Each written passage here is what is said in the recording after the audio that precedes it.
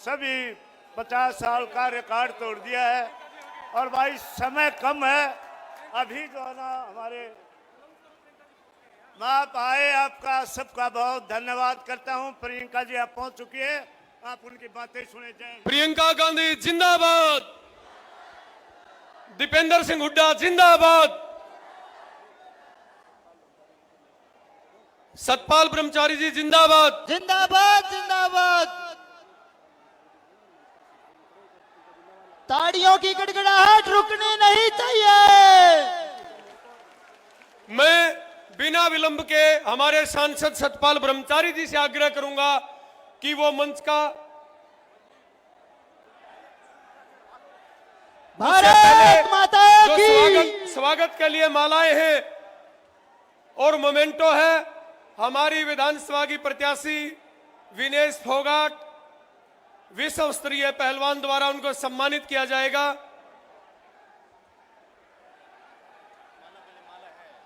आज सबसे प्रथम इस कड़ी में हम शुरुआत करते हुए, संचालन करते हुए आदरणीय मैडम से मैं अनुरोध करूंगा और हमारी प्रत्याशी से, जो दो महापुरुष थे जिनकी बदौलत हमें आजादी मिली, उनके चित्र पर पुष्पांजलि अर्पित करें। मैं मैडम प्रियंका गांधी जी से और दीपेंद्र सिंह हुड्डा जी से मैं अनुरोध करूंगा कि हमारे महापुरुषों के लाल बहादुर शास्त्री जी और इस आजादी के महानायक महात्मा गांधी जी के चित्र पर पुष्प अर्पित करके नमन करें। हमारे आजादी के महानायकों का नमन बहुत ही शानदार दृश्य है, जिनकी बदौलत आज हम खुली हवा में सांस ले रहे हैं। हम आजाद हिंदुस्तान के बासिंदे कहलाते हैं।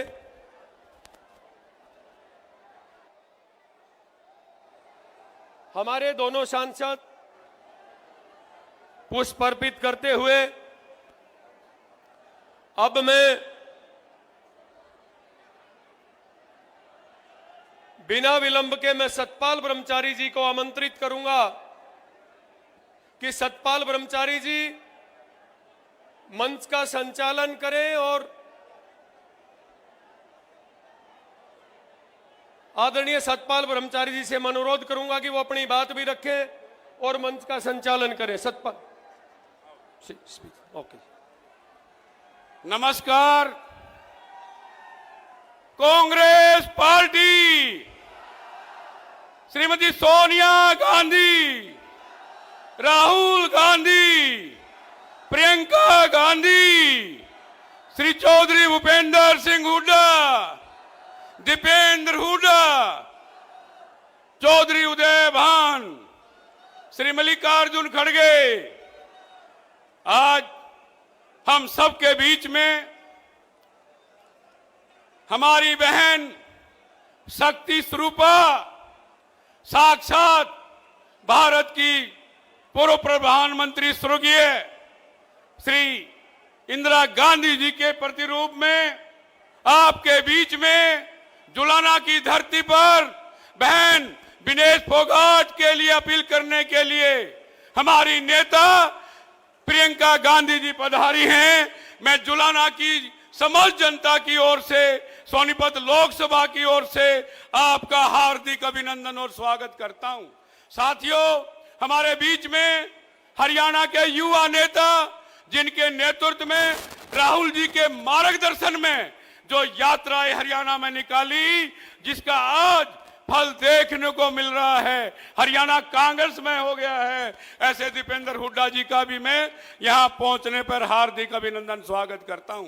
साथ में हमारे पंजाब कांग्रेस कमेटी के अध्यक्ष राजा बड़िंग जी आए हैं, उनका मैं हार्दिक अभिनंदन स्वागत करता हूं। साथ में हमारे कांग्रेस के यहाँ के इंचार्ज माननीय श्री अनिल भारद्वाज जी आए हैं, उनके साथ हमारे कई नेता एआईसीसी के द्वारा यहाँ पर आए हैं, उनका भी मैं अपनी ओर से अपनी लोकसभा में हार्दिक अभिनंदन स्वागत करता हूं। मैं कहना चाहता हूं, कल माननीय राहुल गांधी जी पूरे क्षेत्र में लोकसभा सोनीपत में लगभग 20 जगह होते हुए सोनीपत में बड़ी जनसभा को संबोधित किया।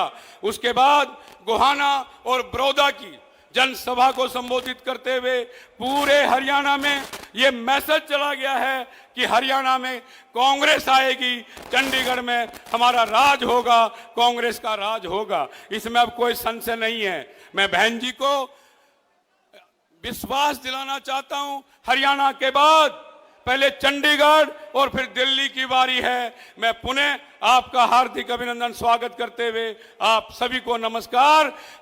प्रियंका गांधी, श्री दीपेंद्र हुड्डा, बहन बेटी, यहाँ की बेटी भी यहाँ की बहू भी, विनेश फोगाट, धन्यवाद। जय हिंद, जय कांग्रेस।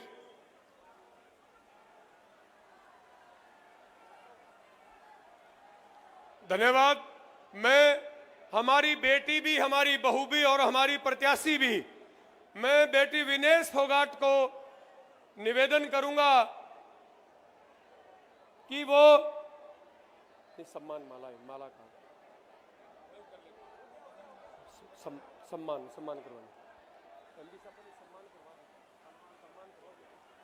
मैं हमारी बेटी इस इलाके की पुत्र वधू विनेश से मैं आग्रह करूंगा कि बेटी प्रियंका गांधी जी का, जिनके चेहरे में इंदिरा गांधी दिखाई देती है हिंदुस्तान को, उनका स्वागत जुलाना की पवित्र धरती पर करें। और उनके साथ दीपेंद्र सिंह हुड्डा जी, आदरणीय सांसद सतपाल ब्रह्मचारी जी, मेरा अनुरोध है कृष्णा पूनिया जी, राजा वडिंग जी, सभी विनेश जी का इसमें साथ दें। जोरदार तालियों के साथ प्रियंका जी का स्वागत जुलाना की पावन और पवित्र धरती के ऊपर। ये ताकत का प्रतीक, ये हनुमान जी की गदा, ये दुष्टों का दलन करने वाली गदा हरियाणा प्रदेश की तरफ से उपहार। मैं विनेश बेटी से मैं आग्रह करूंगा कि विनेश आए और वो प्रियंका जी का, हमारे सांसद जी का धन्यवाद करें।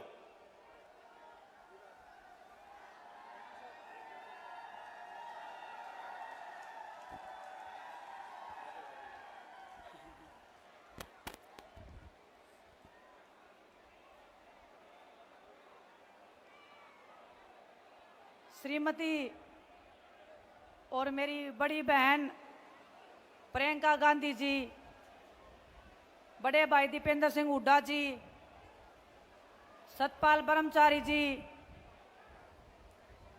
श्रीमती सीमा बिरोली जी, श्री कुलदीप रंधावा जी, श्रीमती लाजवंती ढिल्लो जी और जितने भी मंच पे उपस्थित हमारे पार्टी के कार्यकर्ता हैं, वरिष्ठ नेतागण हैं, मेरे पिता तुल्य बुजुर्गों, माताओं, बहनों और जुलाना की इस पवित्र धरती को मेरा हाथ जोड़कर सादर प्रणाम। आपने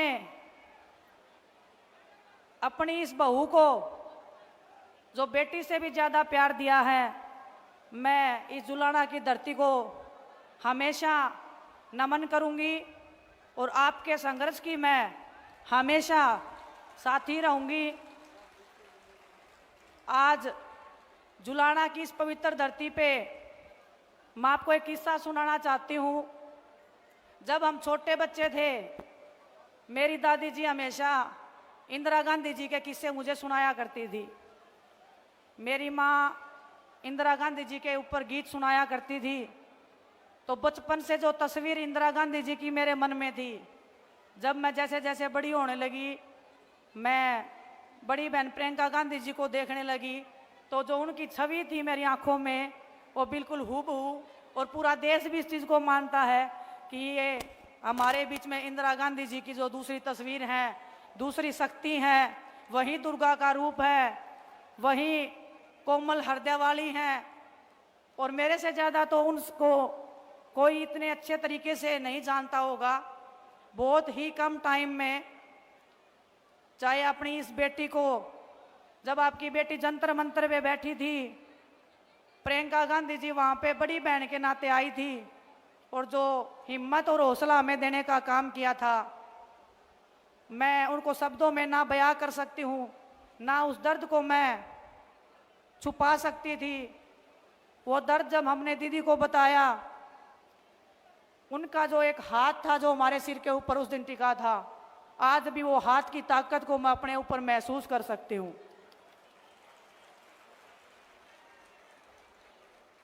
बचपन से लेकर अभी तक जो संघर्ष मैंने स्टार्ट किया था, आज भी उस संघर्ष में मैं चल रही हूँ। और इस संघर्ष में पूरा देश मेरे साथ में कंधे से कंधा मिलाकर खड़ा रहा है। आप जितने भी हमारे बड़े बुजुर्ग, जो नौजवान युवा साथी हैं, जो ऊर्जा आप लोगों ने मेरे को दिखाई है, इतने कम समय में आपने मेरे को जो अपना बनाने का जो काम किया है, कुश्ती के क्षेत्र में जो मान सम्मान, जो प्यार आपने मुझे दिया है, मैं उसका विश्वास दिला के आपको कहती हूँ, आपके हर दुख और दर्द में हमेशा मैं आपसे 2 कदम आगे रह के आपको बचाने का, आपके हकों के लिए लड़ने का हमेशा मैं काम करती रहूंगी। एक किस्सा और बताना चाहती हूँ मैं आपको। यहाँ पे बड़े भाई दीपेंद्र सिंह हुड्डा जी भी बैठे हैं। जब जंतर मंतर पे हम लड़ाई लड़ रहे थे, एक रात की बात है, जब हमारी पुलिस वालों से झगड़ा हो गया था, भाई साहब पैदल पैदल अपने घर से भागे आए थे हमें देखने के लिए कि मेरी बहनें ठीक है कि नहीं है। तो जब ऐसा भाई और ऐसी बहनें जब आपकी इस बेटी के साथ में हैं, तो मुझे लगता है कि जुलाना को नई ऊंचाइयों पर पहुंचाने से कोई रोक नहीं सकता है। पूरी ताकत और ईमानदारी से, जिस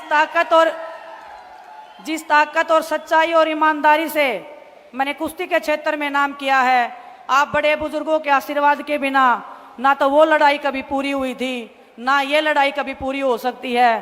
तो आप सबसे मैं आशा और उम्मीद करती हूँ और आपको विश्वास भी दिलाती हूँ कि आप मुझे जितना प्यार दोगे उससे मैं 1000 गुना वापस प्यार आपको लौटाने का विश्वास दिला सकती हूँ, भरोसा दिला सकती हूँ। आपने मेरे को देखा होगा ओलंपिक्स में खेलते हुए, लेकिन अगर मैं ये बात बोलूँ कि ओलंपिक्स में अगर मैं गई हूँ, उसमें सबसे बड़ा हाथ प्रियंका गांधी जी का है, तो ये बात बिल्कुल झूठ नहीं होगी। जब 28 तारीख को हमारे साथ में भारतीय जनता पार्टी के द्वारा हमारे साथ सलूक किया गया था, उसके बाद हम प्रियंका दीदी से मिलने गए थे। दीदी ने मिलने बुलाया था, मिले थे, हम सभी बैठे थे। तो हमने दीदी को बोला कि दीदी, दिल इतना टूट गया है कि अब मन करता है कि इस देश को छोड़ के हम कहीं चले जाएं। इस देश में हमारे लिए कुछ बचा नहीं है। इतनी अगर गहरी बात हमने किसी को बोली है तो ये आप समझ लीजिए कि वो परिवार से भी बढ़ के वो इंसान है जिसको मैंने अपने दिल की बात उस टाइम पे उनके सामने खोल के रख दी थी।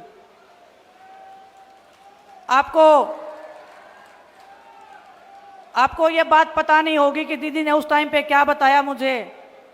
उन्होंने अपने भी एक पर्सनल बात मुझे बताई। हम सब खिलाड़ी वहां पे थे, बजरंग भी था, साक्षी भी थी, कि जब उनके फादर के साथ में दुर्घटना हुई थी, उनको भी ऐसे लगा था कि ये देश मेरे साथ न्याय नहीं कर रहा है, इस देश ने मेरे को इंसाफ नहीं दिलवाया, हमारे परिवार को इंसाफ नहीं मिला है।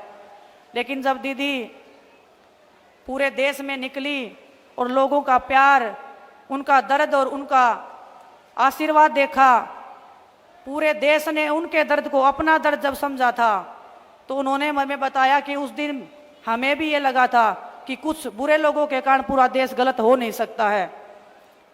उन्होंने बोला कि अब आपको लग रहा है कि इस देश में आपके लिए कुछ नहीं बचा है, लेकिन चंद लोगों के कारण ये जो हमारा देश है, ये भारतवासी हैं, ये आपको इतना प्यार देंगे लौटा के कि आप उसकी कल्पना भी नहीं कर सकते हो। और एक बात और उन्होंने बोली थी उस दिन, उन्होंने पूछा था कि कुश्ती का क्या करना चाहते हो। हमने बोला दीदी कुश्ती करने का बिल्कुल मन नहीं है। जिस मैदान में हम लड़े हैं, जिस तिरंगे को हमने फहराया है, आज वो तिरंगा हमारे पैरों के नीचे रौंदा जा रहा था। बर्दाश्त नहीं हो रही थी वो चीज़ें, वो दर्द हम बता नहीं पाएंगे आपको कभी भी। लेकिन उन्होंने बोला कि कुश्ती नहीं छोड़नी है, और मैं चाहती हूँ तुम उस मैट पे दोबारा जीतो और हम गर्व से कह सकें पूरा देश आप पे गर्व करता है, पूरा देश आप पे गर्व करता है। उस दिन एक टूटी हुई लड़की उस कमरे में गई थी और जब बाहर निकल के आई तो वो लड़की दुर्गा का रूप लेके बाहर निकली थी। उसमें सबसे बड़ा हाथ प्रियंका गांधी जी का है, मेरी बड़ी बहन का है। मैं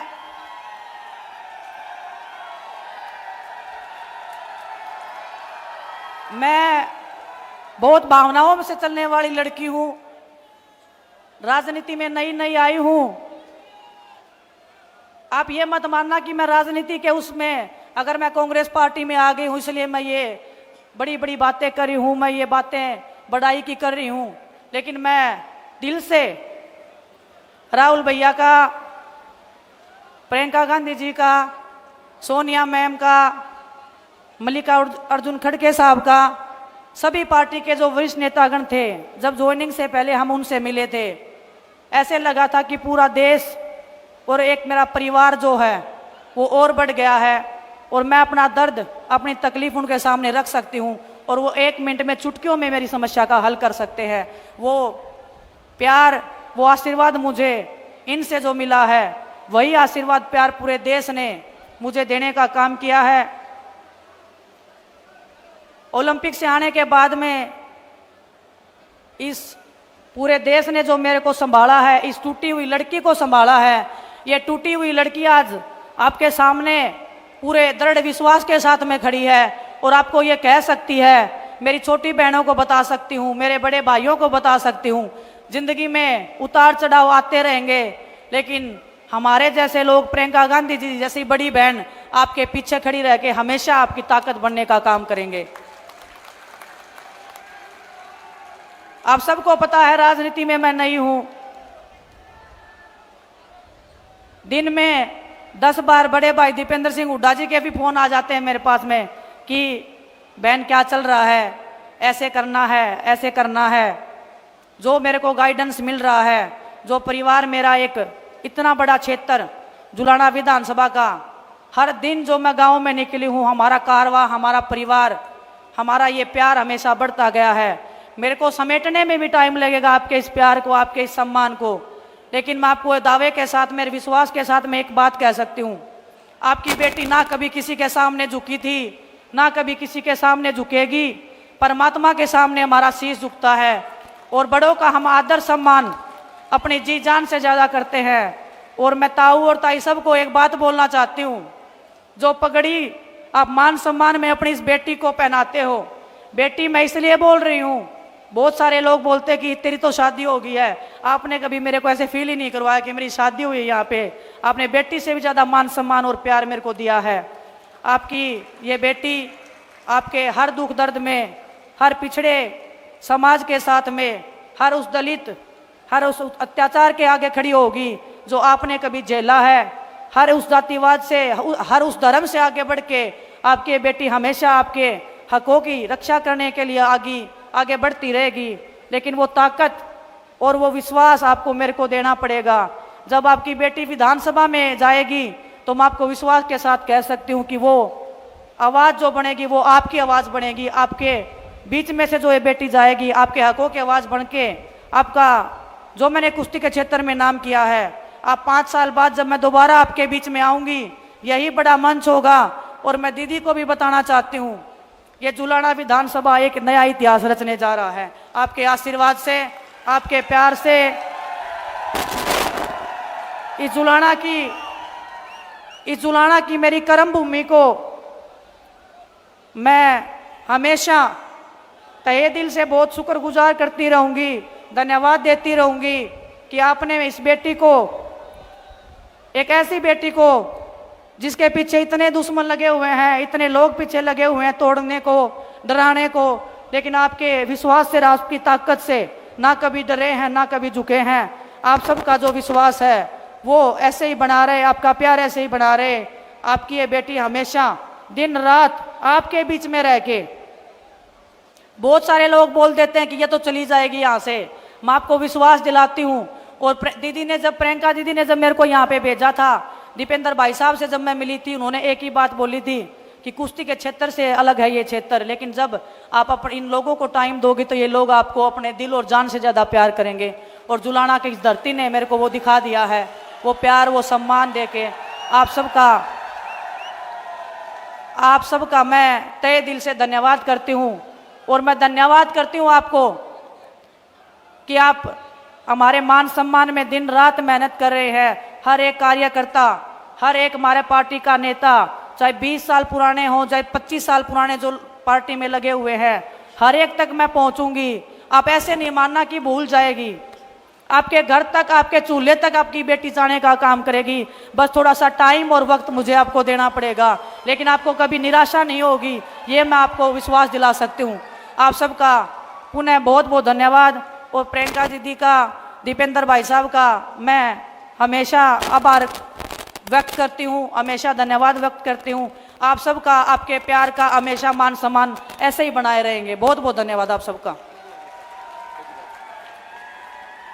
मैं अब बिना विलंब के हरियाणा की हर बहन को, जिसमें अपना भाई दिखाई देता है, हर पीड़ित में अपना मसीहा दिखाई देता है, और हर माँ में जिसको अपने बेटे की सूरत दिखाई देती है, उस हरियाणा के नूरे नजर भाई दीपेंद्र सिंह हुड्डा से मैं आग्रह करूंगा, जोरदार तालियों के साथ भाई दीपेंद्र सिंह हुड्डा का इस्तकबाल हम करते हैं। भाई दीपेंद्र सिंह हुड्डा जी हमारे बीच में, हमारी नेता, हमारी बड़ी बहन, जिन्होंने हर संघर्ष में आपका साथ दिया। जब किसान पे बात आई, आपको लखीमपुर याद होगा, जब किसानों को बेरहमी से भाजपा सरकार के मंत्रियों की गाड़ियों के नीचे रौंदा गया, तो एक शेरनी की तरह एक हमारी बहन देश में अकेली निकली और लखीमपुर गई, जहां पर बीजेपी सरकार ने उन्होंने जेल में कई दिनों तक रखने का काम किया। जब हमारी बेटियों पे बात आई, जंतर मंतर में और दिल्ली की सड़कों पे हमारी बेटियों को घसीटा जा रहा था, तो देश में सबसे पहले कदम बढ़ाकर हमारी बेटियों के सम्मान में, हमारे खिलाड़ियों के सम्मान में अगर कोई पहुंचा, तो हमारी ये शेरनी, हमारी ये बहन प्रियंका गांधी पहुंची। जब संविधान की बात आई और गरीब की बात आई, संविधान पे आक्रमण हो रहा था देश में, तो हमारी बहन सबसे पहले आई। और जब हरियाणा के मान सम्मान की बात आई, तो हमारे बहन ने हमेशा हरियाणा के लिए हमेशा बहन खड़ी रही। आज ऐसी हमारी बहन का मैं अपने इलाके में आप सबकी तरफ से स्वागत करता हूं कि आज हमारे हरियाणा की इस पावन धरा पे और मेरे इस इलाके में आप आए हो। मैं बहुत बहुत आपका स्वागत करता हूं। बाकी हरियाणा में क्या चल रहा है, यह रिपोर्ट आप तक पहुंच गई कि नहीं पहुंच गई? जुलाना वालों, क्या चल रहा है? किसकी सरकार बन रही है? हरियाणा के कोने कोने से आज एक ही आवाज आ रही है, बीजेपी की दमनकारी सरकार जा रही है और कांग्रेस पार्टी की सरकार। देखो, हमने नहीं कहा कि आ रही है, बोलो, अंदर से आपके आवाज आई, क्योंकि ये भगवान की आवाज है, सच की आवाज है। जो ये सरकार, बीजेपी की सरकार, जिसने हरियाणा का इतना नुकसान किया, जिस सरकार ने आज हरियाणा को देश में नंबर 1 बना दिया बेरोजगारी में, हरियाणा को देश में नंबर 1 बना दिया नशे में, हरियाणा को बीजेपी ने नंबर 1 बना दिया देश में अपराध में, भ्रष्टाचार, महंगाई, आज विकास की पटरी से हरियाणा को उतारने वाली ये सरकार, 750 किसानों की जान की कुर्बानी लेने वाली बीजेपी ये सरकार, हमारी बेटियों को दिल्ली की सड़कों पर घसीटवाने वाली बीजेपी की ये सरकार, बाबा साहब भीमराव अंबेडकर जी के संविधान की हत्यारी ये भाजपा की सरकार, गरीब आदमी की सारी स्कीम्स को हरियाणा में बंद करने वाली बीजेपी की ये सरकार, आज हर घर को परेशानी में डालने वाली बीजेपी की ये सरकार। आज जब हमने इस सरकार से, मैं प्रियंका जी को बताना चाहता हूं, हमने एक पदयात्रा करी और सरकार से पूछा कि आपने हरियाणा का इतना भट्टा बिठा दिया कि नहीं बिठा दिया इन्होंने हरियाणा का भट्टा? सवाल पूछा कि आपने हरियाणा का जो भट्टा बिठा दिया है, हरियाणा हिसाब मांग रहा है 10 साल के आपके कुशासन का। तो दिल्ली से बड़े बड़े नेता आए और उन्होंने कहा कि बीजेपी है, हम बीजेपी हैं, हम हिसाब नहीं देंगे। 10 साल हरियाणा का भट्टा हमने बिठा दिया हो, भले हम हिसाब नहीं देंगे क्योंकि हम बीजेपी हैं। हम तो हिसाब लिया करते हैं, हम हिसाब दिया नहीं करते। बीजेपी के नेताओं ने ये कहा। जब 5 अक्टूबर को वोट पड़े तो भाई जो मशीन है, भाई मशीनों में से दिल्ली के उन नेताओं तक एक गूंज जानी चाहिए, इतनी मशीन दबा दो, इतनी मशीन दबा दो, दिल्ली के नेताओं तक ये बात जानी चाहिए। कहीं और आपका बिना हिसाब करे काम चल जाता होगा, लेकिन यहां नहीं चलेगा। ये महाभारत की धरती है, क्योंकि ये हरियाणा है प्रधान, ये हरियाणा है, यहां न्याय होगा। बहन बेटी के जब मान सम्मान पे बात आई, ये वो देश है, प्रदेश है, जहां दुश्मन की बहन बेटी की इज्जत को भी अपनी इज्जत मानने की संस्कृति है। जब द्रौपदी की इज्जत पे बात आई, तो यहीं नजदीक में कुछ कोस दूर कुरुक्षेत्र के मैदान में महाभारत का महारण हुआ। ये वो देश है, यहां आपकी हरियाणा की बेटियों के साथ क्या हुआ वो आपने नजारा देखा। मैं आज दीदी का स्वागत करने के साथ साथ आप सबकी तरफ से एक आश्वासन दिलाना चाहता हूं दीदी को। जब यहां पे आए हम नामांकन में, जब यहां पे आए विनेश बहन के प्रचार में, तो इन सब ने कहा कंपटीशन लगेगा। गढ़ी सांपला कलोई, जो हुड्डा साहब का विधानसभा क्षेत्र है, गढ़ी सांपला कलोई का और जुलाना का कंपटीशन लगेगा कि कौन ज्यादा जिताएगा। तो मैंने इनको कहा कि भाई जुलाना से ज्यादा जिता दो आप। बताओ भाई, जुलाना से ज्यादा जिता दोगे क्या? जुलाना से ज्यादा जिताओ आप। बड़ी जीत, आप बड़ी जीत जुलाना में देना, ताकि अगली कांग्रेस की सरकार प्रदेश में प्रियंका जी के नेतृत्व में, राहुल गांधी जी के नेतृत्व में और सतपाल ब्रह्मचारी जी, विनेश जी और हम तीनों मिलकर प्रदेश में जुलाना को नंबर 1 विकास में बनाने की जिम्मेदारी आज हम लेने के लिए आए हैं। ये हमारी जिम्मेदारी है, जुलाना को विकास में नंबर 1। बहुत दिनों से जो है मैं समझता हूं ये जुलाना हल्के की आज आस है कि जुलाना विकास में प्रदेश में नंबर 1 आए। तो आज ये हमारी जिम्मेदारी है और आपकी जिम्मेदारी है बड़ा आशीर्वाद देकर मेरी इस छोटी बहन विनेश फोगाट को बड़ा आशीर्वाद देकर आप चंडीगढ़ भेजना। आपके आशीर्वाद की एक एक वोट से मुझे और हम सबको उतना ही आशीर्वाद मिलेगा जितना विनेश को मिलेगा, और मिलकर हम चलेंगे। बताओ, दीदी को विश्वास दिला दूं, ये जो हल्का ये प्रदेश में नंबर 1। अब मैं आग्रह करता हूं आपके बीच में, जिस घड़ी का आप इंतजार कर रहे थे वो घड़ी आ गई है। ये छोटी बात नहीं है कि हमारी बड़ी बहन अपनी छोटी बहन के लिए जुलाना में आज आपके बीच में आई हैं, और उनको हमने विश्वास दिलाया कि आप जो आए हो, आपका मान सम्मान जुलाना रखेगा। ये इलाका 36 बिरादरी दीदी आपका मान सम्मान रखेगा। मैं 2 नारों के साथ आपको आमंत्रित करता हूं कि आप आएं और लोगों के जुलाना के हमारी 36 बिरादरी की सरदारी के सामने प्रियंका गांधी, राहुल गांधी, मल्लिकार्जुन खड़गे, कांग्रेस पार्टी, प्रियंका दीदी।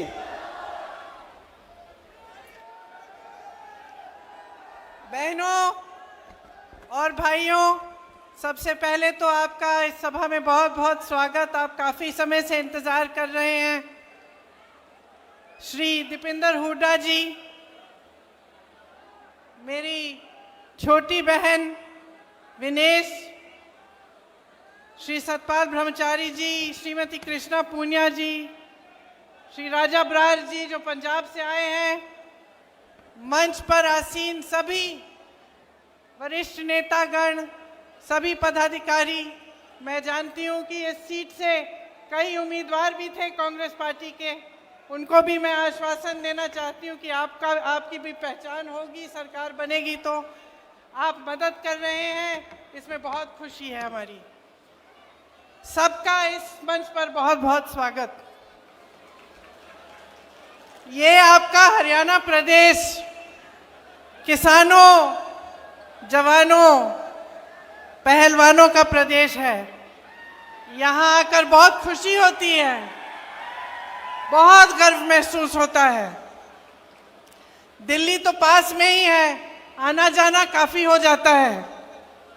मेरे बच्चे गुड़गांव में पढ़े, मेरा अपना भी अनुभव है आपके प्रदेश का। मेरी बहनें बैठी हैं। कुछ सालों पहले, लगभग 8 साल पहले, मेरी बेटी शायद 15-16 साल की थी, तब वो हरियाणा प्रदेश के लिए बास्केटबॉल खेली। तो वो भी खेल कूद में तेज है। जब उसको यहाँ आना था एक कैंप के लिए, सर्दी का समय था, मैं भेजना चाह रही थी कि जाए, बाकी बच्चों के साथ अच्छी तरह से खेले सीखे, तो मैंने कहा मैं छोड़ आती हूँ। मैं यहाँ आई, सोनेपत के पास एक जगह थी जहाँ पे स्कूल में एक कैंप था, कोचिंग का कैंप था। तो सुबह छोड़ना था और शाम को बेटी को घर ले जाना था। तो मैंने सोचा अगर मैं कैंप में जाऊंगी तो सबको पता चलेगा कि ये किसकी बेटी है। तो मैंने सोचा कि इससे अच्छा मैं थोड़ा दूर उसको छोड़ देती हूँ और वो चली जाएगी और शाम को मैं आके ले लूँगी, तो किसी को पता नहीं चलेगा कि मेरी बेटी है, सब की तरह समान तरह से उसके साथ व्यवहार होगा। तो मैंने बेटी को छोड़ दिया सुबह पाठशाला में। यहाँ सोनेपत के पास एक सरकारी पाठशाला थी शायद, और मैंने सुरक्षा कर्मियों को कहा कि अपनी गाड़ी हम किसी खेत के पास लगा देते हैं, गाड़ी में रुक जाएंगे पूरे दिन। तो बैठी थी मैं गाड़ी में, कुछ 1-2 किलोमीटर दूर था पाठशाला से, और मैंने खेतों में देखा कि एक दादाजी खेत में काम कर रहे हैं। तो मैंने सुरक्षा कर्मियों को कहा आप यहीं ठहरो, मैं जाके ज़रा बात करती हूँ। मैं चली गई खेत में उनसे बात करने के लिए। उन्होंने मुझे पहचाना नहीं, सुरक्षा कर्मी दूर थे। बातचीत हुई, मैंने कहा मुझे सिखा दीजिए कटाई करना। कटाई कर रहे थे तो थोड़ा सिखाया मुझे, थोड़ी सी कटाई मैंने उनके साथ कर ली। उन्होंने सोचा होगा ये शहर की लड़की है, थक गई होगी, धूप बहुत है, तो कहा कि बेटा घर चलो मेरे साथ, घर में चाय पिलाएंगे, थोड़ा सा आराम कर लेना। मुझे भी लगा कि पूरे दिन इंतज़ार करना है, तो चलो इन्हीं के घर चले जाती हूँ, दादू जी के साथ चली जाऊँगी, वहीं बैठ जाऊँगी, पूरा दिन इंतज़ार करना है मुझे। तो दादू के साथ मैं घर चली गई। मुझे घर ले गए अपने, घर में दादी जी थी, छोटे छोटे बच्चे थे, बहुएं थीं। मुझे खाना खिलाया, पराठे बनाए, चाय पिलाई, सारी बातें बताई कि कौन कहाँ पढ़ता है, कौन किसकी नौकरी कहाँ है, सारी चीज़ें मुझे एकदम अपना लिया। मतलब अभी अभी मिले थे, मुझे जानते नहीं थे, अपने परिवार समान घर ले गए, अपनाया। मुझे भी बहुत अच्छा लगा, खूब बातें हुई कि किस तरह से क्या करते हैं, क्या होता है, अपना जीवन कैसे गुजारते हैं। तभी 4-5 घंटे बीत गए, मुझे पता भी नहीं चला। 4-5 घंटों बाद उनका बेटा घर आया। अब इत्तेफाक से उनके बेटे ने रायबरेली में काम किया था, तो मुझे देखते ही पहचान लिया और कहा कि आप तो प्रियंका हैं। तो अब मैंने कहा नहीं था, मैंने कुछ कहा नहीं था उनको, तो मुझे भी अचानक मुझे लगा, मैंने कहा हाँ। तो फिर तो सबने और भी गले लगाया और फिर दादी जी की बात की, पिताजी की बात की, और हमारी एक दोस्ती हो गई। देखिए 8 से 10 साल बीत गए हैं। जब जब मेरी रैली आसपास लगती है तो उनका बेटा मनोज कभी कभी दादू जी को ले आते हैं मेरे से मिलने, कभी कभी मेरे घर भी आते हैं। जब जब मेरे घर आए तब कभी खाली हाथ नहीं आए, गन्ना लाए, घी लाए, बच्चों के लिए कुछ ना कुछ लाए, कपड़े लाए। और दादी जी सीधे मेरी रसोई में गई और पराठे बनाने लग गई, सबके लिए खाना पकाया। तो एक अपनापन जो था वो एकदम बन गया। और मुझे अक्सर लगता है कि यही है हरियाणा, यही है हरियाणा की जनता, यही है आपकी संस्कृति, यही है आपके संस्कार। और एक और बात बता देती हूँ कि उन 8 सालों में मेरे से एक चीज़ नहीं मांगी। कुछ भी मांग सकते थे, जब हमारी सरकार थी केंद्र में तो ठीक है, लेकिन सरकार न होते हुए भी कुछ भी मांग सकते थे, ये नौकरी दिलवा दो, एक काम करा दो। कुछ नहीं मांगा आज तक मेरे से, सिर्फ मुझे प्रेम दिया है। और मैं समझती हूँ हमेशा कि जो आपका प्रदेश है और मेरा परिवार है, उसके बीच जो रिश्ता रहा है, उसी का प्रतीक ये मेरा एक छोटा सा रिश्ता जो इस एक परिवार के साथ है वो है। एक और बात बताती हूँ, मेरी बच्ची फिर हरियाणा के लिए खेली और उसके साथ 10 और लड़कियां थीं जो उसकी टीम में थी। यहाँ से दूर जाना था पौंडीचेरी, चेन्नई से भी आगे, मद्रास से भी आगे। वो लड़कियां गई, मैं भी साथ साथ चली गई। मैंने कहा मम्मी हूँ, जाना चाहिए। बाकी एक और लड़की थी जिसकी माताजी साथ में थी। बाकी सारी जो लड़कियां थी गांव की लड़कियां थी, खूब मेहनत करके आगे बढ़ी थी। उनके माता पिता नहीं आए उनके साथ। वो वहाँ पे 4-5 जो टूर्नामेंट थी उसके लिए उन्होंने संघर्ष किया। बहुत गर्मी थी उस समय, मेरे ख्याल से 44-45 डिग्री की गर्मी थी। और जो मेरी बेटी की टीम की कैप्टन थी उसका नाम रितिका था। छोटी सी लड़की थी, विनेश की तरह, तुम्हारी तरह छोटे बाल थे उसके। 102 बुखार था उस लड़की को, लेकिन वो खेलती रही, रुकी नहीं। डांट खाई उसने अपने कोच से। टीम को जिताने के लिए उसने इतना परिश्रम किया। मेरी बेटी घर आके मुझे कहती है, माँ 102 बुखार था उसको, अगर मुझे बुखार होता तो तुम घर ले आती, बोलती कि ले जाओ अभी नहीं खेलना है। वो अकेली थी, वो लड़ी, संघर्ष किया उसने। हमारी पूरी टीम उसके साथ खड़ी थी, लेकिन वो अकेली लड़की 102 बुखार लेकर वो खेलती रही, वो रुकी नहीं। तो मैं समझती हूं कि हर लड़की, हरियाणा की हर लड़की के दिल में ये आग है। हर बेटी ने संघर्ष किया है अपने अपने तरह से। आप सब बड़ा करते हो, पालते हो, पोसते हो, किसी कैंप में भेजते हो, स्पोर्ट्स के लिए भेजते हो, आगे बढ़ाने के लिए आप संघर्ष करते हो, भरोसे के साथ भेजते हो। मैंने भी जब जब अपने बच्चों को भेजा है, चाहे स्कूल में, पाठशाला में, कोचिंग कैंप में, तो कुछ भरोसा होता है अध्यापकों पे, कोच पे, आगे जो संस्था है उस पे भरोसा होता है कि चलो हम भेज रहे हैं अपने बच्चों को, आप कम से कम हमारे बच्चों की हिफाजत कर लोगे। बच्चा भी देश के लिए, प्रदेश के लिए लड़ रहा है, संघर्ष कर रहा है, खेल रहा है। पूरे देश को गर्व होगा अगर जीतेगा, तो उसकी हिफाजत करिए। यही उम्मीद रखते हैं माँ बाप, है ना। माताएं बैठी हैं बहुत, यही उम्मीद रखती हैं आप। विनेश के साथ भी ऐसा ही हुआ कि उसके माँ बाप ने भी पूरे भरोसे के साथ उसको भेजा, संघर्ष किया, लड़ी, ओलंपिक्स तक पहुंच गई और उसका संघर्ष का फल भी उसे मिला, मेडल मिला। पूरे देश को गर्व महसूस हुआ, पूरा देश खुश हुआ। सबने कहा हमारी बेटी है।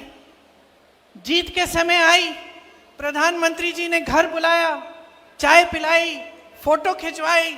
भाजपा के तमाम नेता, सारे जितने भी भाजपा के लोग थे, सबने कहा कि देखो मोदी जी हैं तभी मेडल जीत रहा है भारत। पूरी मीडिया ने भी कहा, सब खुश थे, सबको गर्व था। हम लोगों ने देखा नहीं, कोई फर्क नहीं पड़ता कौन सी पार्टी नहीं है, हमारे देश के लिए कोई मेडल लाया है। और इतना संघर्ष करके हमारी लड़कियां, हमारी बहनें गई हैं, हम सबको गर्व महसूस हुआ। लेकिन फिर क्या हुआ? वो भरोसा तोड़ा गया।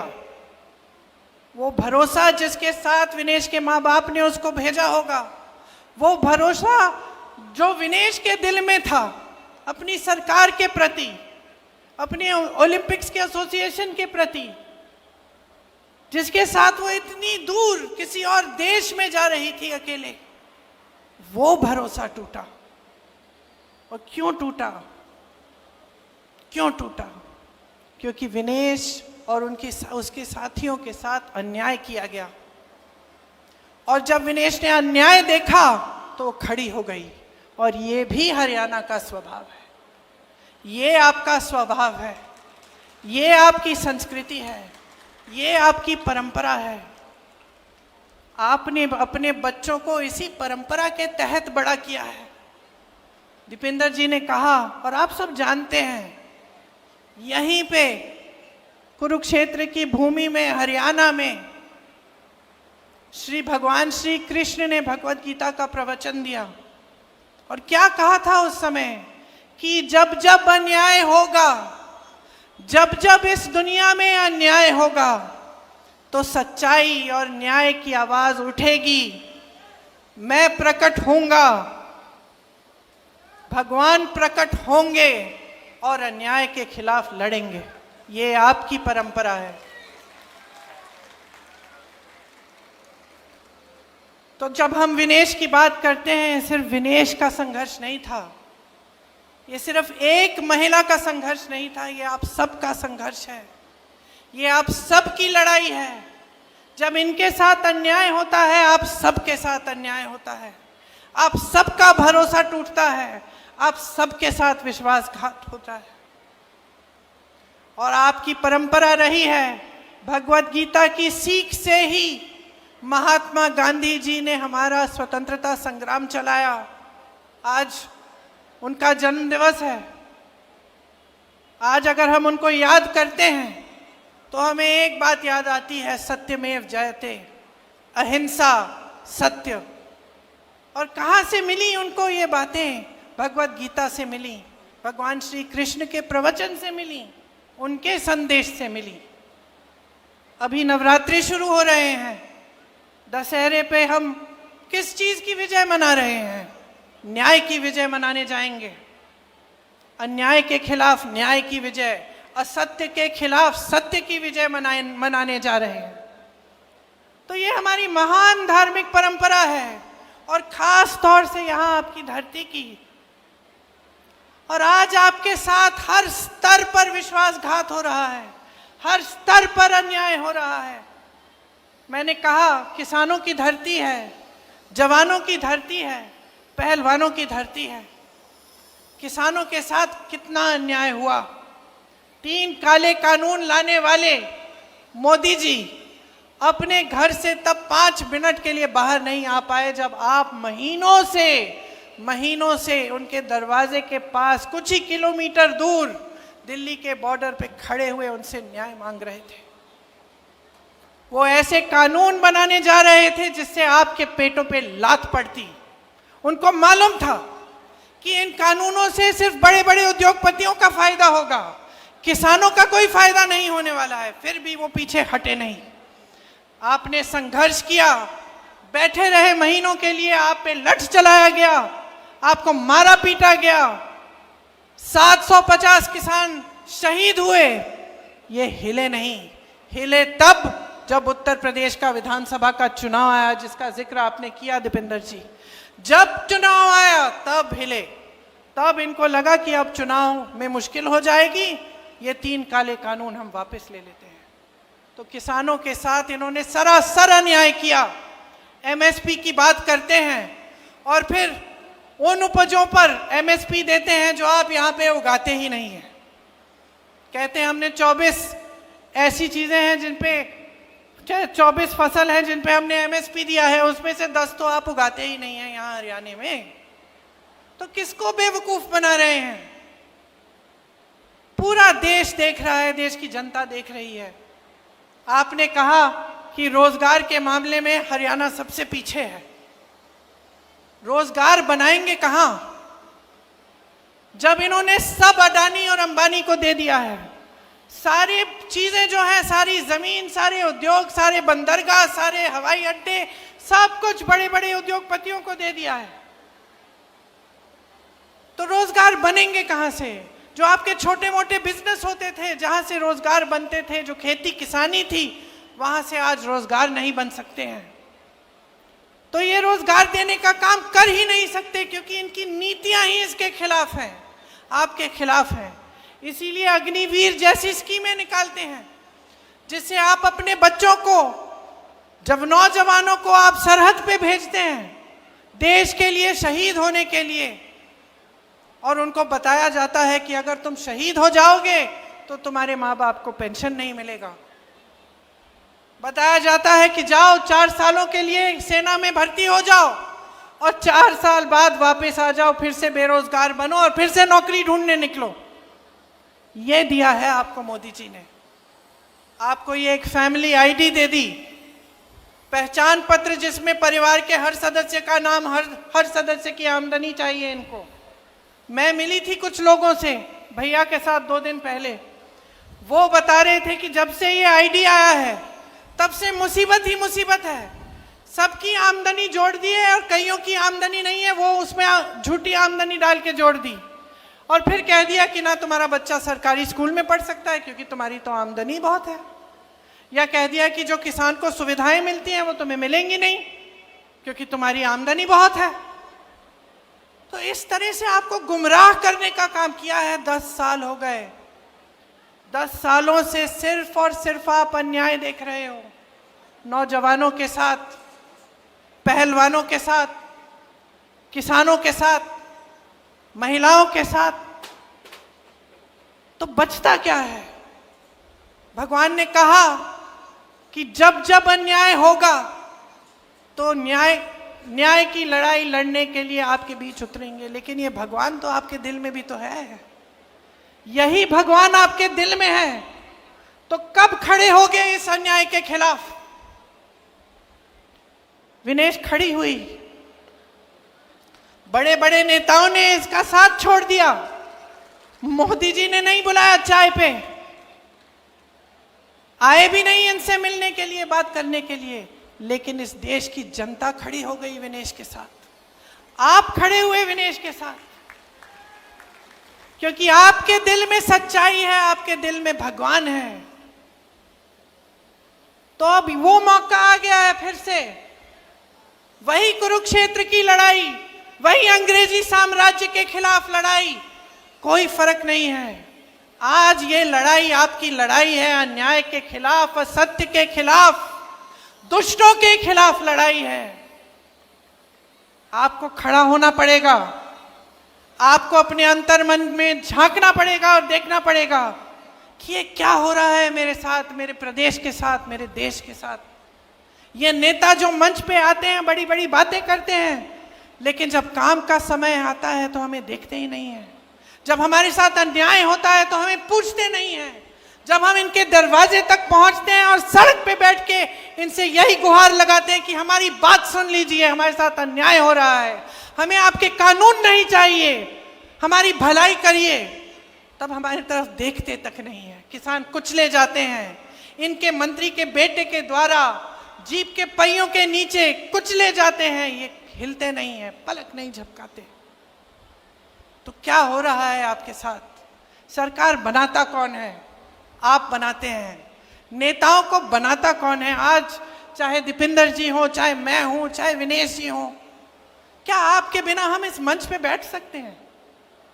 क्या अगर आपने हमारा समर्थन नहीं किया होता, हमें आगे नहीं बढ़ाया होता, हमें ये अपना कीमती वोट नहीं दिया होता, तो क्या हम यहां आकर नेतागिरी कर सकते हैं? तो आपको समझना पड़ेगा कि शक्ति आपकी है, बहनें, आपकी सबसे बड़ी शक्ति है। जिस तरह से बच्चों को बड़ा करते हो, पालते हो, पोसते हो, बच्चा गलत करता है उसको टोकते हो, बच्चा झूठ बोलेगा डांटोगी, बोलोगी कि क्या झूठ बोल रहे हो, थप्पड़ भी मार दोगी, कभी कभी टोकती हो। नेताओं को अब टोकने का समय आ गया है। ये भाजपा की पार्टी 10 सालों से यहां राज कर रही है, आपके लिए एक काम की चीज नहीं की है इन्होंने। जब जब आपको जरूरत पड़ी है पीछे हटे हैं। आपसे सिर्फ अपना स्वार्थ साधना है, खुद को आगे बढ़ाना है, यही इनको सूझता है। भ्रष्टाचार की बात करते हैं, मुझे हंसी आती है। मोदी जी कोई पुरानी चीजें, 10 साल पुरानी, पता नहीं क्या क्या बातें करते रहते हैं, हंसी आती है मुझे। अरे इससे बड़ा भ्रष्टाचार क्या है कि देश के सारे उद्योग आपने अपने 2 मित्रों को दे दिए। इससे बड़ा भ्रष्टाचार क्या हो सकता है कि आप ऐसे कानून लाने जा रहे थे जिससे इस देश का किसान पिस जाएगा, लेकिन आपके बड़े 2 बड़े उद्योगपति मित्रों को सब कुछ मिल जाएगा, उन कानूनों का फायदा मिल जाएगा। वो उद्योगपति किसी किसान की जमीन हड़पना चाहे, लेना चाहे, तो किसान उसके खिलाफ कचहरी में लड़ ही नहीं सकता, ऐसा कानून था वो। डीएम के पास जाओ और डीएम सुलझाएगा तुम्हारा मामला। अगर तुम्हारी जमीन ले ली किसी बड़े उद्योगपति ने, ये कानून लाने जा रहे थे, आप समझ गए, आपने पहचाना और क्योंकि आपने पहचाना, आपने संघर्ष किया। हमारे संविधान ने आपको सबसे बड़ी शक्ति दी है। सत्यमेव जयते कहने वाली बात नहीं थी, ये हमारे संविधान में गढ़ी हुई है ये बात, समानता की बात, कि आप में, मेरी बहन जो यहाँ बैठी है, आप में वो खेती जिसने मुझे सिखाई दादू जी, आप में उतनी ही शक्ति है जितनी दीपेंद्र जी में है, जितनी मोदी जी में है, जितनी मेरे में है। ये संविधान ने शक्ति दी है आपको, ये वोट की शक्ति है, ये वो अधिकार है जिससे आप हम सबको बदल सकते हो, नया नेतृत्व ला सकते हो। आप चाहो तो अपने भविष्य को बदल सकते हो।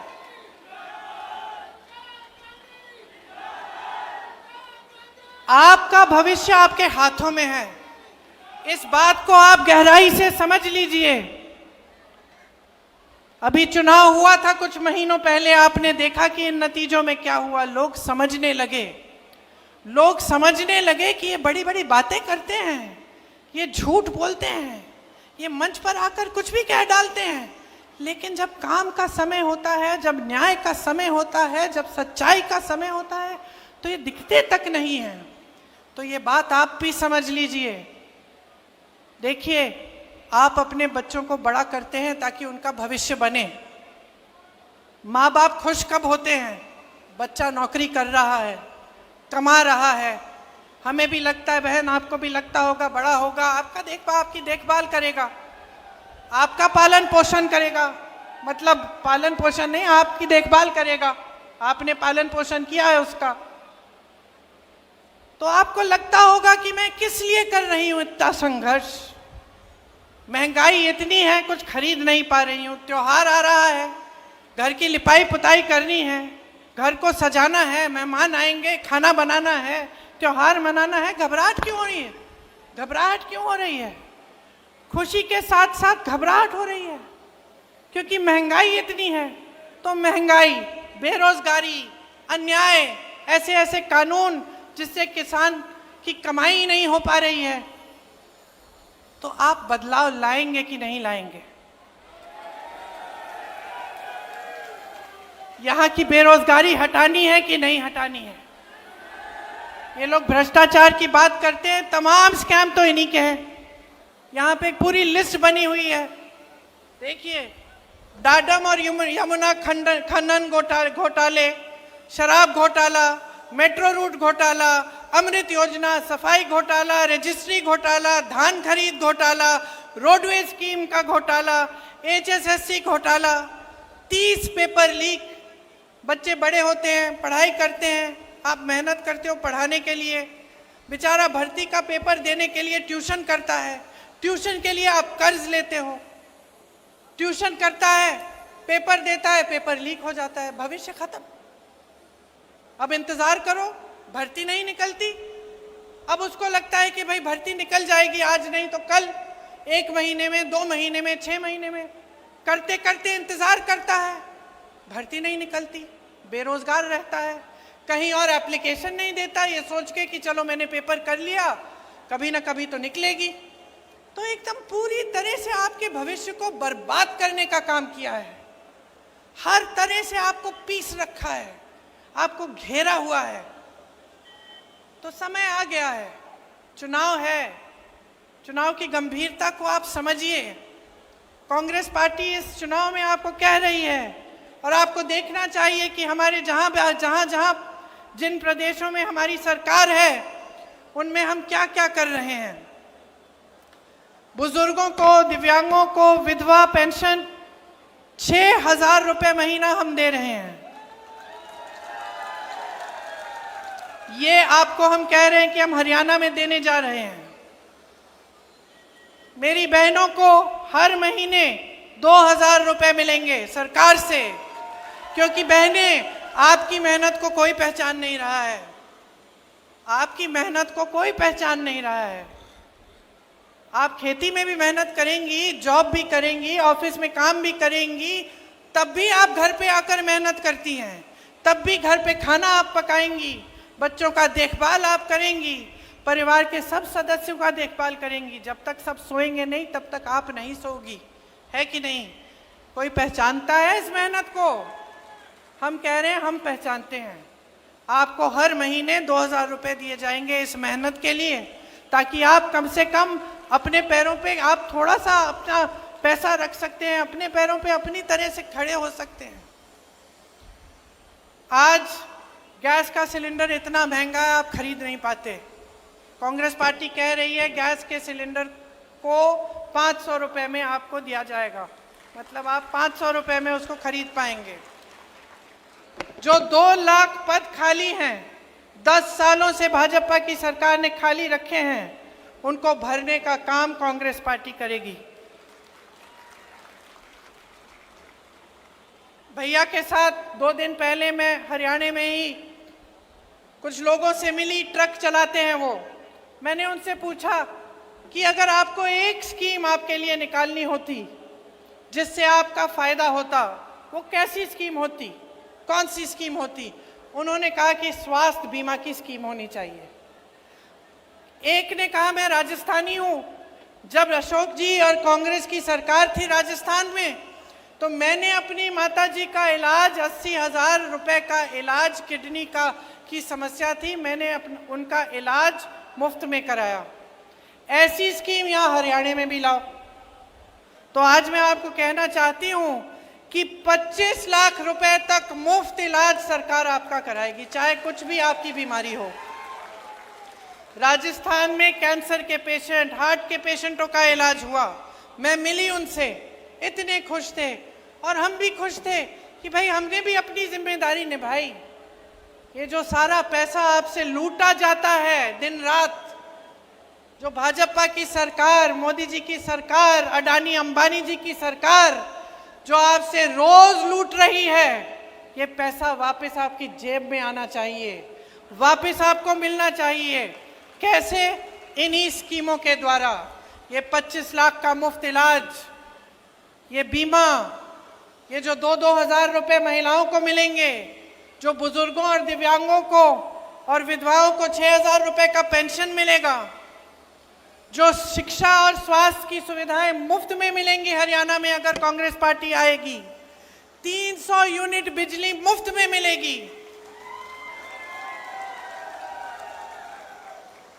गरीब परिवारों को 100 गज का प्लॉट और 2 कमरे का मकान जो मिलेगा, ये सब आप ही के पैसों से जो आज आपसे लूटे जा रहे हैं, बड़े बड़े उद्योगपतियों को दिए जा रहे हैं, उन पैसों से आएगा ये पैसा, क्योंकि ये आपका पैसा है, आपकी जेब में जाना चाहिए। मैंने एमएसपी की बात की, इसकी गारंटी दे रहे हैं हम, गारंटी दे रहे हैं कि आपको मिलेगी। हम पीछे हटने वाले लोग नहीं हैं, हम लड़ने वाले लोग हैं। हम आपके लिए सड़कों पे उतरे हैं, हमने संघर्ष किया है, चाहे दीपिंदर जी हो, चाहे विनेश जी हो, हम सब ने आपके लिए संघर्ष किया है और करते रहेंगे। हम सब आपके लिए दिन रात समर्पित रहेंगे। आप याद रखिए कि कौन आपके लिए खड़ा रहता है और कौन आपके लिए सच्चाई से काम करना चाहता है। मैं दावे के साथ ये कह सकती हूँ कि विनेश उनमें से है, क्योंकि जब हमने राजनीति में आने की बात की तो इन्होंने मुझसे ये नहीं कहा कि मुझे शान चाहिए, शोहरत चाहिए, मुझे सत्ता चाहिए, ये नहीं कहा। हिचकिचा रही थी, सोच रही थी कि करना चाहिए कि नहीं। फिर मेरे से कहा दीदी सच बताओ, मुझे गलत बात मत बताओ। राजनीति में आने से क्या जो ये मेरी न्याय की लड़ाई है हरियाणा की लड़कियों के लिए, हरियाणा की मेरी बहनों के लिए, इसको मजबूती मिलेगी कि नहीं? अगर मजबूती मिलेगी तभी मैं राजनीति में आऊंगी, ये बोला है।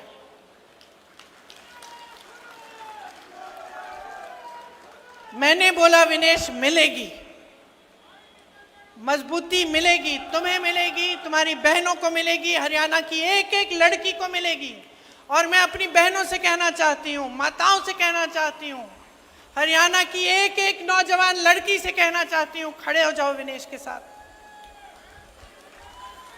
खड़े हो जाओ इनके साथ। हिम्मत है इस लड़की में। इसने कहा कि ये टूट गई थी, लेकिन मैं जानती हूं ये टूटी नहीं, ये टूटी नहीं। इसको लग रहा था कि टूट जाएगी, लेकिन तब भी खड़ी हुई, ओलंपिक्स में गई, हराया, जापानी गोल्ड मेडलिस्ट को हराया। मैं और मेरी बेटी टीवी पे देख रहे थे, कूदने लग गए हम दोनों कि देखो हमारे देश के लिए क्या किया है, देखो इसके साथ कितना अन्याय हुआ। मोदी जी की पुलिस ने इसके बाल खींचे, इसको घसीटा, सड़क पे मारा, पीटा, लेकिन देखो तब भी झुकी नहीं, पीछे हटी नहीं, लड़ती रही, टूटी नहीं, ओलंपिक्स में गई और लड़ी हमारे लिए। और पूरा देश आज विनेश के साथ है, क्योंकि ये देश ही ऐसा देश है। इस देश का स्वभाव है कि ये देश सच्चाई को पहचानता है, सत्य को पहचानता है, न्याय चाहता है, और हमेशा यही लड़ाई इस देश के वासियों ने लड़ी है। तो आज इस चुनाव में मैं सिर्फ ये कहने आई हूं, अपनी लड़ाई लड़ो, हम सब साथ में लड़ेंगे।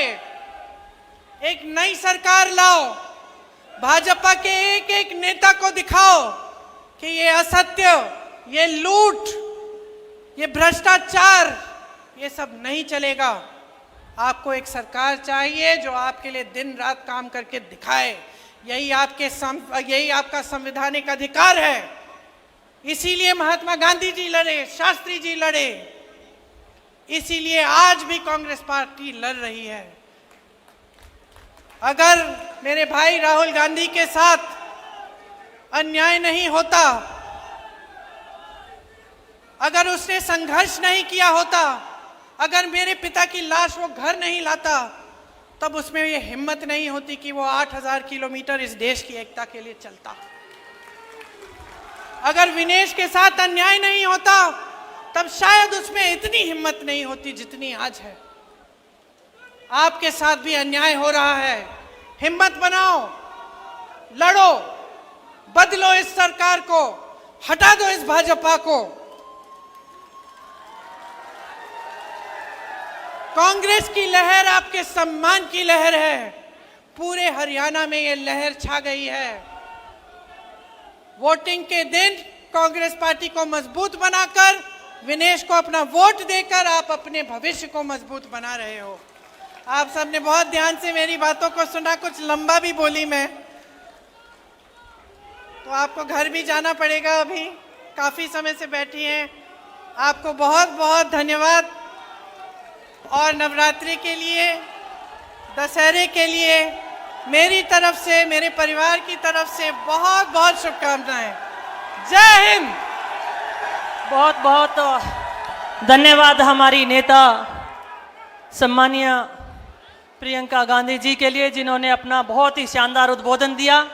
सम्मानित मंच पर हमारे बीच में पंजाब से आए हमारे प्रदेश कांग्रेस कमेटी के प्रदेश अध्यक्ष सम्मानीय राजा अमरिंदर सिंह वड़िंग का भी हम यहाँ पर बहुत बहुत स्वागत करते हैं।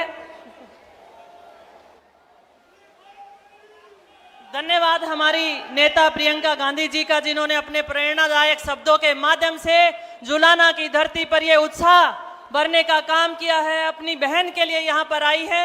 मैं धन्यवाद देती हूँ हमारे बड़े भाई दीपेंद्र सिंह हुड्डा जी का, जिन्होंने समय समय पर हमारी बहन के इस चुनाव को संभाला है, लड़ा है और अपना चुनाव मानकर फिक्र करते हैं। आपकी जुलाना की इस धरती पे बहुत बहुत आभार। सभी साथियों का एक जोश के साथ आप जाएं और विनेश को भारी बहुमत के साथ जिताएं।